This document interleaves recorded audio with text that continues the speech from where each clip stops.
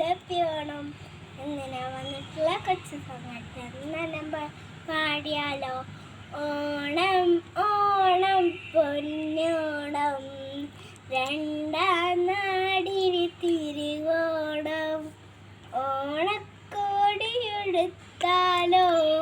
ഓണപ്പാട്ടുകൾ പാടേണം.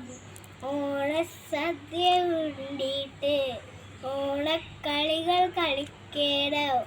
ഓണത്തപ്പമാവേലേ ഞങ്ങളുമുണ്ട് നിൻ്റെപ്പം.